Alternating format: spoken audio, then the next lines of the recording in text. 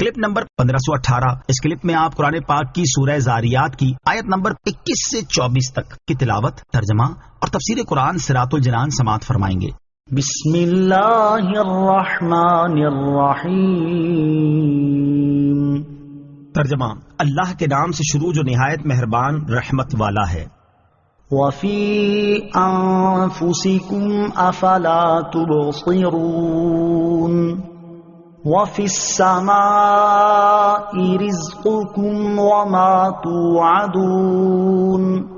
ترجمہ، اور خود تمہاری ذاتوں میں تو کیا تم دیکھتے نہیں، اور آسمان میں تمہارا رزق ہے اور وہ جس کا تم سے وعدہ کیا جاتا ہے۔ وفی انفسکم، اور خود تمہاری ذاتوں میں، یعنی تمہاری پیدائش کے مراحل میں، تمہارے اعضاء کی بناوٹ اور ترتیب میں، تمہارے جسم کے اندرونی نظام میں، پیدائش کے بعد مرحلہ وار تمہارے حالات کے بدلنے میں، تمہاری شکلوں، صورتوں اور زبانوں کے اختلاف میں، تمہاری ذہنی اور جسمانی صلاحیتوں کے مختلف ہونے میں، اور تمہارے ظاہر و باطن میں اللہ تعالیٰ کی قدرت کے ایسے بے شمار عجائبات موجود ہیں جن میں غور و فکر کر کے تم اللہ تعالیٰ کی قدرت کے بارے میں جان سکتے ہو۔ اور جب وہ ان عجیب و غریب چیزوں پر قدرت رکھتا ہے تو اے کافروں، تمہیں مارنے کے بعد دوبارہ زندہ کرنا اس کے لیے کیا مشکل ہے۔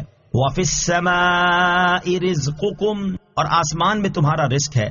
ارشاد فرمائے کہ آسمان میں تمہارا رزق ہے کہ اسی طرف سے بارش نازل کر کے زمین کو پیداوار سے مالا مال کیا جاتا ہے، اور آخرت کا وہ ثواب و عذاب بھی آسمان میں لکھا ہوا ہے جس کا تم سے دنیا میں وعدہ کیا جاتا ہے۔ فَوَرَبِّ السَّمَاءِ وَالْأَرْضِ إِنَّهُ لَحَقٌّ مِثْلَ مَا أَنَّكُمْ تَنطِقُونَ۔ ترجمہ، تو آسمان اور زمین کے رب کی قسم، بے شک یہ حق ہے ویسی ہی زبان میں جو تم بولتے ہو۔ فَوَرَبِّ السَّمَاءِ وَالْأَرْضِ، تو آسمان اور زمین کے رب کی قسم۔ اس آیت کی ایک تفسیر یہ ہے کہ آسمان اور زمین کے رب کی قسم، بے شک یہ قرآن حق ہے اور اللہ تعالیٰ کی طرف سے نازل ہونے والے فرشتے نے اسے اسی زبان میں بیان کیا ہے جو تم بولتے ہو۔ دوسری تفسیر یہ ہے کہ اے لوگو، آسمان اور زمین کے رب کی قسم، میں نے تم سے جو بات کہی کہ تمہارا رزق آسمان میں ہے، یہ ویسے ہی حق ہے جیسے تمہارے نزدیک وہ بات حق ہے جو تم قسم کھا کر کہتے ہو۔ تیسری تفسیر یہ ہے کہ آسمان اور زمین کے رب کی قسم، بے شک تم سے جو آخرت کے ثواب اور عذاب کا وعدہ کیا جا رہا ہے، یہ ویسے ہی حق ہے جیسے تمہارے نزدیک وہ بات حق ہے جو تم قسم کھا کر کہتے ہو۔ هل أتاك حديث ضيف إبراهيم المكرمين۔ ترجمہ، اے حبیب، کیا تمہارے پاس ابراہیم کے معزز مہمانوں کی خبر آئی؟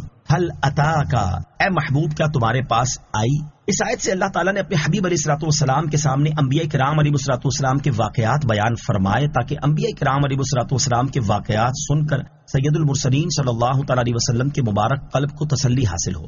سب سے پہلے حضرت ابراہیم علیہ الصلوۃ والسلام کا واقعہ اس لیے بیان فرمایا کہ حضرت ابراہیم علیہ الصلوۃ والسلام کے بعد تمام انبیاء کرام علیہ الصلوۃ والسلام آپ کی اولاد میں سے ہی تشریف لائے، اور نبی کریم علیہ الصلوۃ والسلام نے بھی بعض چیزوں میں ان کے طریقے کو اختیار فرمایا، اور اس واقعے کو بیان کرنے سے مقصود حضور اقدس علیہ الصلوۃ والسلام کی قوم کو اللہ تعالیٰ کے عذاب سے ڈرانا بھی ہے۔ اس آیت کا خلاصہ یہ ہے کہ اے پیارے حبیب علیہ الصلوۃ والسلام، کہ آپ کے پاس ان فرشتوں کی خبر آئی جو حضرت ابراہیم علیہ الصلوۃ والسلام کی خدمت میں معزز مہمان بن کر حاضر ہوئے تھے۔ ان فرشتوں کی تعداد 10 یا 12 تھی، اور ان میں حضرت جبریل علیہ الصلوۃ والسلام بھی شامل تھے۔ نوٹ یاد رہے کہ یہ واقعہ پارہ نمبر 14 کے رکوع نمبر 3 اور 4 میں بھی گزر چکا ہے۔